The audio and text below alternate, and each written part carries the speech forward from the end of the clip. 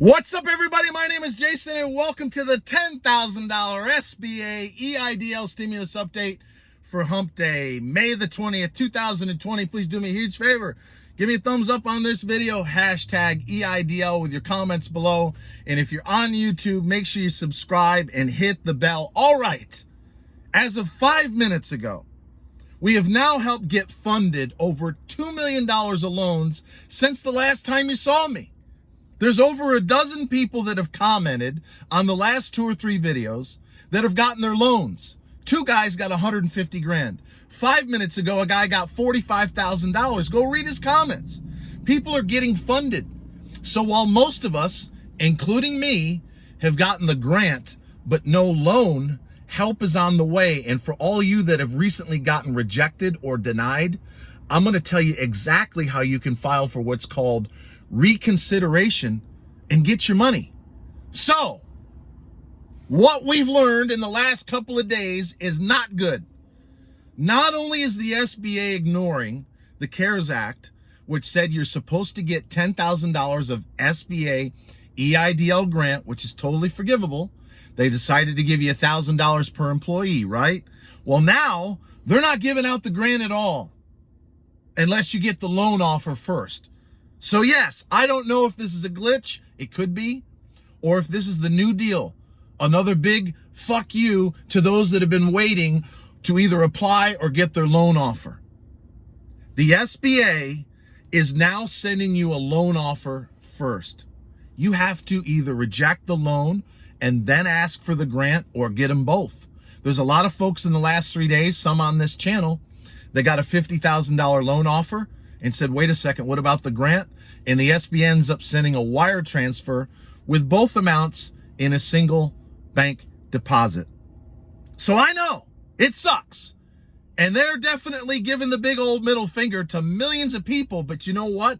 I still stand beside the fact that because it's an election year, and they're basically breaking the law as the Congress passed and it was written, it's going to help you in the end. Whether it's lawsuits like what's already happened in Florida and other states that are lining up as we speak, the more the SBA goes against the law, the more it's going to help us in the end. But for the time that I've got left today, let's assume that you got rejected. You got a denial letter, right, that said from April 15th. Yes, they're sending out rejection letters that are a month old. In other words, they've been backed up in the system. They rejected you 30 days ago, and now you're just finding out about it. Don't give up. You can file reconsideration 3 times over the next 6 months. And this is exactly what you need to do.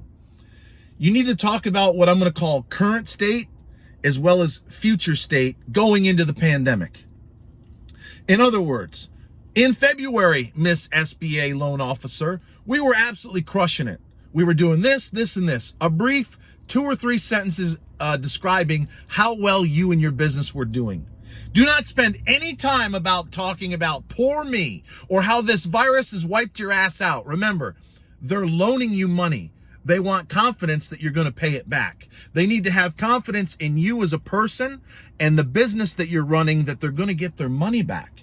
So your current state is we were doing really, really well in February. Just a few sentences explaining what you were doing and how well you were doing it. Make sure you tell the truth.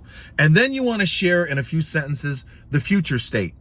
And the way you do it is you ask for a loan. Listen to what I'm telling you here. You ask for a loan of 25% of your revenue. So if you were doing 100 grand, ask them for 25 grand when you explain future state. Miss SBA, if we had 25 grand, I'd not only be able to pay my employees and get caught up on my rent, but we would absolutely be crushing it, in your own words, of course, throughout the rest of this year into next. So in summary, if you've been rejected, and by the way, the minimum credit score is 570. It's actually lower than the 620 that we thought it was. So if you've been rejected, 580, 590, or even higher than 620, you need to write them. Current state going in was phenomenal, and here's what we were doing. Future state, if I got 25% of my revenue, and you don't have to explain that out, just ask them for that amount.